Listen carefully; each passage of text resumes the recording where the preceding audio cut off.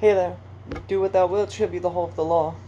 So, I was thinking about one of my students this morning from years back. We haven't spoken in a long time. I had to let them go and our paths diverged. Um, and it sparked an interesting concept I want to talk about, and that is freedom and liberty on the path of initiation, right?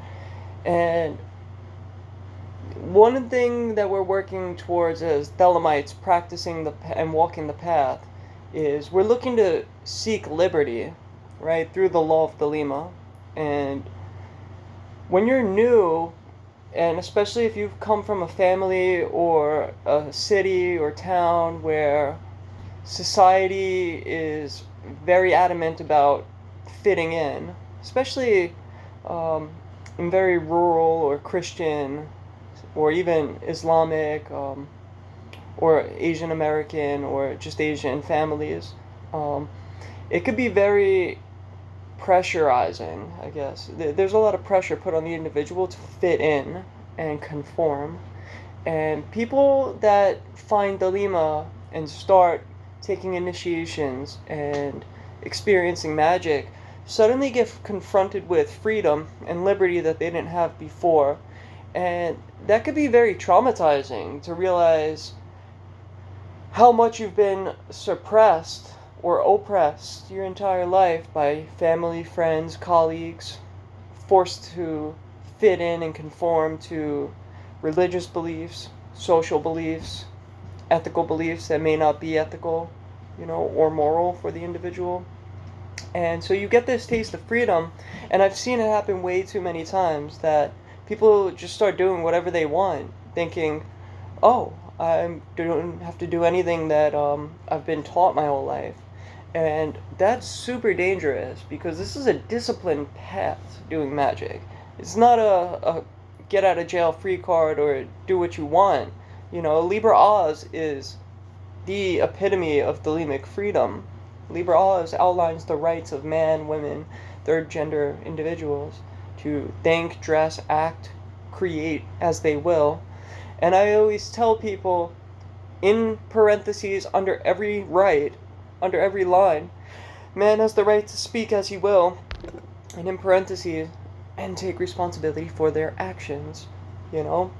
So when somebody takes initiation, whatever they've built in their life that was not in conformity with who they are and their will, initiation should break the tower down eventually. And you have two choices. You either leave the tower before that happens, or the tower comes crashing down on top of your head, right? And I've seen it happen so many times that people refuse to leave the tower, or the tower gets brought down, and then they just start building a new tower, and it doesn't have a solid foundation based on self-knowledge and who they are as an individual. And it's just going to come down on top of your head again. So first and foremost, freedom and liberty and doing your will does not equate to do what you want. Secondly, you need to really understand who you are as an individual and what your needs are, what your will is. You can't dress as you will if you don't know what your will is or who you are. You can't will it. You're just kind of fishing in the dark. And sometimes those accidents are good and they help you along the way, because if you make an accident, now you know not to do that again. The stove is hot, don't touch it. But then it so happens that I look at magic as a tool. It is both a lens to perceive yourself and the universe through, right? It's also a tool to craft with. A knife is not inherently evil or dangerous in and of itself. A knife is dangerous depending on whose hands it's in. Magic is not inherently good or bad, evil, or whatever. Magic is merely a tool. Now, I had a student some years ago, and through the grapevine, I've heard that she still is complaining about, and identities I keep confidential, but I want to share this person's experience because I think it could help other people. Because there's a danger here. She keeps complaining about how magic ruined her life. How dangerous magic is. And it's like, no, magic doesn't ruin anything. You ruin your own life. Magic is a tool. I tried to give this person instruction on how to wield this tool, what ended up happening is they keep cutting themselves, and then they blame the knife instead of themselves. They don't know how to take responsibility for their actions. Magic is merely a tool in a person's hands. It's not inherently good or bad. Now, when you take initiation and things get kicked up, you start to eventually, hopefully, learn what you should and should not be doing as an individual. There's no one size fits all, right? But when you're doing magic responsibly, you're given a lens to see yourself through. This allows you to make better decisions based on self-knowledge, to manifest who you are and what you need in this life, because your time is limited. You're going to have to be reincarnated and learn this all again, so it's best to get your immediate karma from this lifetime out of the way and stop doing the things that were wrong. For instance, I'm going to talk about this person a lot without saying who they are, but they lived, from a very Asian American standpoint, a secluded life where they were held under their mother's thumb, right? With filial piety, it seemed like, where they have to conform to Christian values, and the woman is always wrong. And once you're married, you're not allowed to divorce. You're stuck with this man for the rest of their life. And it turns out she had borderline personality disorder, where she keeps getting into these relationships with people that are unavailable and that are somehow abusive to her. So really high-risk situations that make her miserable. And then she blames magic on this, which is ridiculous, because when I met the person, I took them as a student out of pity because they were brand new, green, never done anything else, but the first thing they start practicing with was the Goetia. And when I had heard that, I was like, oh geez, this person's going to hurt themselves. Let me do the best I can to try to guide them and give them some information so that they don't bring the tower down on top of their head. Long story short, they refused to leave the tower, and we're not making the progress, and I was not happy in the role as a teacher, so we don't talk, we don't work together anymore, right? But what happened with this person was they were stuck in a long-distance relationship because if they got divorced, her mother would have exiled her, right? Now, this freaked her out so much that she was willing to stay in a relationship with somebody, a marriage with somebody who was completely unavailable, living in Canada while they're in another country, right? And it's like, I saw the writing on the walls that, okay, you're going to start practicing the Lima. This is going to get kicked up. You're going to have to take a look at this eventually, because it's not, nothing stable about this, but it's not sustainable either. And it's like, I could see that marriage was probably going to kick up a lot of stuff that was going to need to be dealt with. So I had asked the person, hey, if your marriage goes to shit after you take initiation and it ruffles your feathers real bad, are you going to still walk the path, or what are you going to do? Or are you going to crumble and stay in an abusive relationship with somebody who's unavailable? And the first answer was no. I got this. No matter what happens, I'm going to walk this path. Alright, cool. So sure as shit, they take a first, second, third initiation into an order that I was working with. And, yeah, they go somewhere with this person to a concert and meet somebody, and within a couple of days is now cheating on the husband with this new person because, wow, she could do whatever she wants. She's a Thelemite. Man has the right to love as they will. Yes, you have the right to love as you will, but now you're lying behind so you're going to have to pay for that, right? So now, all of a sudden, is freaking out, oh my god, I might have to get a divorce. And when I said, well, yeah, you could get a divorce, that's fine. If my mom finds out about this, I'm gonna kill myself, was what her response was. And I'm like, oh my god, like, the pure fear on her face of her mother finding out that she's not gonna stay in an abusive relationship with somebody unavailable. This is so far out of my experience that it shocked me. Once I really understood why she was so, controlled and fearful of her mother and her community exiling her if she didn't conform to this way of living, I started to understand. Now, she went through the whole divorce process, but then in the midst of cheating on the husband with this guy and getting a divorce, she meets a third guy who I already saw was kind of hitting on her based on stuff he said. And yeah, so now she's cheating on the husband, and she's cheating on the guy that she's cheating on the husband with another man. And it's like, this guy was also married and is a real piece of shit. And it's like, okay, yeah, you have the right to love who you will and take responsibility for your actions. You're lying to both of these people and being infidelitous with both of them, right? And now this guy is also cheating on this wife, which you're also now helping him do, so you have karmic repercussions from that also.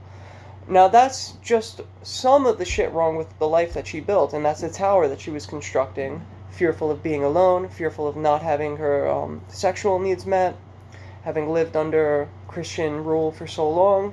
All of those fears were kicked up, and she built a tower around it. And it's like, to hear this person who's making such bad decisions complain about magic is ruining their life. Honey, no, magic isn't ruining your life. You're ruining your life. Nobody told you to fuck 2 men behind your husband's back or get a divorce. Nobody told you to marry the guy that you didn't love and that you're willing to cheat on. You did that. Take responsibility for your actions. So that being said, initiation, right? I wanted to share those experiences because, yeah, it's like things get put in your path as little tests, or not even tests, just they make you aware of who you are and what your needs are once you start doing magic. And things happen, you know? You build up a current, you start riding the wave. Things that are not stable in your life get shown to you. Sometimes it's painful, sometimes you don't want to change, sometimes you're incapable or unwilling of changing at that time, and that's okay. But eventually it's going to become so painful that you're either going to hurt yourself or you're going to change. No matter how painful the change is, the pain of not changing eventually becomes too great and you're forced into a change. That's my experience with magic and initiation. And magic just gives you the wherewithal to be able to see it for what it is, you know? If you're hurting people, yeah, you're going to hurt yourself in the process. You're going to pay for that, you know? There are repercussions for our actions. So in essence, if you join an order and the initiations really give the impact that they should, Aleister Crowley writes in the Confessions that taking initiation is like kicking a beehive.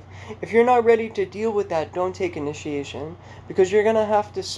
What initiation does is it speeds up your karma.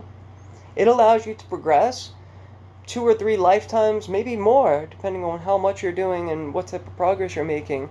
2 or 3, 10, 50 lifetimes worth of karma are all going to be compressed and sped up into the immediate now, so that you could progress spiritually and bridge the gap between conscious, physical, waking state and the unconscious, sleeping state beyond the abyss, the unconscious realm, the godly, divine realm. You know, in order to bridge that gap, you need to really do a lot of self-searching, understanding who you are, what the universe is, how creation happens, how to manifest, how to create, how to be godlike. And in doing that, you need to break the karmas that are holding you back, keeping you in a state of fear or in a state of laziness or in an egotistical, ego-driven state, right? You need to break those bonds. You'll hear in initiation, there are always bonds that are broke as part of the ceremony. That's what that's talking about. Breaking the bonds of karma that are keeping you in a sleeping state where you're incapable of doing your will, where you're living in fear, you know? So magic is the knife that allows you to break those bonds, to cut those bonds. Yeah, you could turn the dagger on yourself, and sometimes, you know, if you're training with, let's say you're a sword fighter, sometimes you're going to get cut by accident, even when you're training. It's part of being a sword fighter. Part of being a magician is making mistakes, and hopefully those mistakes aren't hopefully those mistakes aren't life-threatening when you make them, you know? So I just wanted to really put some things on blast, like initiation and magic is a good thing. It makes you aware of what you're doing wrong. Yes, sometimes that's painful, but the more you do wrong, the more you're going to have to clean up eventually. So just keep that in mind. You know, if you're really practicing, what you're really doing is speeding up your karma. When people become these ego-driven, look at how powerful I am, I'm a magician, I can manifest anything, they don't actually know what they're talking about. This is a path of self-discovery and self-empowerment. Becoming godlike is the ability to create for yourself. You only change the world by changing yourself. You know, magic is a device that allows you to go inward, much like yoga is. It's just externally driven. You're using tools and an altar and ritual that are very external to you, as opposed to doing meditation, which is all silent and internal. You know, that's the difference between yoga and magic. So when people think I could control demons and I'm all powerful because I do the Goetia or I do left-hand path, or, you know, left-hand path is the same thing. You're just using a different means and different types of entities to still go inward. Thinking that you could control demons makes you powerful. It just shows how delusional you are. You know, it's no different than working with the deity. Only there are different parameters and different precautions that you want to take. A different set of things that are going to get kicked up karmically. You know, if you're doing shadow work, you're not just powerful because you could work with the demon. Anybody could do that. That's not hard. Changing yourself, that's the hard part, and that's what magic does. You know. So yeah, in response to something that I heard through the grapevine, magic doesn't destroy your life. You destroy your life when you make bad decisions. You know, take a look at Libra Oz and take a journal, and if you don't know who you are or where you should be going in life, look at each and every little part of Libra Oz, write it out. What do I have the will to dress as? Take a look at every aspect on Libra Oz. What do you have the right to think? What do you have the right to speak? Where do you will to walk on the earth in order to do your will? You know, try to answer those questions. How is it you want to create? How is it you want to paint, carve, etch, mold, build as you will? Look at all of those aspects. Libra E also is a great place to start because there's a lot of things in that text that make you very, very, very self-aware. You know, how far you could run, what your physical and mental capabilities are, pushing those boundaries. All of those yogic practices in the long run go a really far way in self-knowledge. So that would be my recommendation if you're taking initiation. Be very careful because stuff is going to get kicked up if initiation's done correctly. You should be learning about yourself. Sometimes things can be painful. We all have human experiences that are scary and that we want to do things for the wrong reasons. We want to feel pleasure and feel satisfied and feel like we have enough of money and stuff, and we want more. So when we're chasing things for the wrong reason, not out of necessity but out of want, it can be very dangerous and a slippery slope. So magic should start to make you aware of what your actual needs are as an individual in this incarnation, and changing in the process of taking initiations and doing ceremonial magic and doing yoga. You should be learning what you actually need, and then removing what are just my wants that are petty and are not actually in conformity with my will, and then taking those things out of play. You know, take a look at your social and your romantic lives. Take a look at your work life. Take a look at your spiritual life, and look at what you're doing right for yourself, and then look at what you're doing wrong for yourself. You know, let's say you're hanging out with somebody that for one reason or another is not in your best interest to be hanging out with. Take a look at why you allow that person in your life, what you're getting out of it, and if it's worth it in the long run. Maybe you need to cut ties. Maybe you don't have enough of a social life. Maybe you need to find more people, and maybe you find it hard to interact with people. Take a look at why you find it hard to interact with people and try to work on that. You know, maybe you need to manifest a new circle of friends, or a new group to work with, or a new job, or a new career, new hobbies, new sports, new forms of entertainment for your downtime, healthier things. Maybe you need to start reading more. Maybe you need to start reading less, you know? Really take a look at yourself, and in doing ceremonial magic, find out what's working, find out what's not, fill in the blanks on Libra Oz, really understand yourself, and then allow things to build up from there, you know? So I just wanted to say that magic is not a dangerous thing for those who are walking a very just path. Magic is dangerous to people who don't want to change, very painful to people who don't want to change, and if you're not willing to change, yeah, magic might not be the path for you at this time. Maybe you need to take a break and reevaluate your life choices. Because when you're building a tower, and you're hurting people, and you're doing dirt, and you're fucking people behind their partners' backs and lying about it to people's faces, yeah, that shit's gonna hurt you in the long run. No wonder your life's a disaster. Sorry to be so harsh, but, you know, that's the cold, bare truth. When you're making tough decisions, and you're hurting people, you're gonna get hurt in the process. I look at the universe as one giant organism.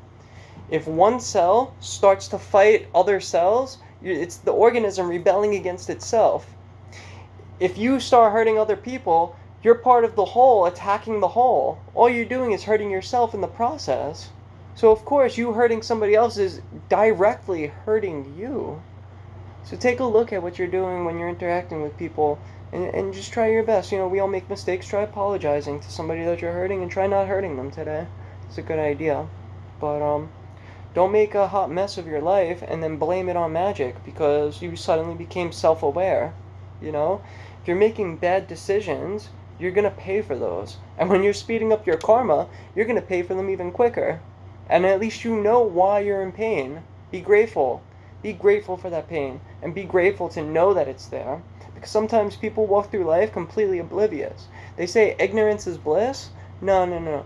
Ignorance is painful, and you don't even know where the pain is coming from, so you can't remove the thorn that's in your foot. Magic just lets you know, hey, there's a fucking thorn in my foot, I need to pull it out. It's gonna hurt to take it out, but from there, healing can begin.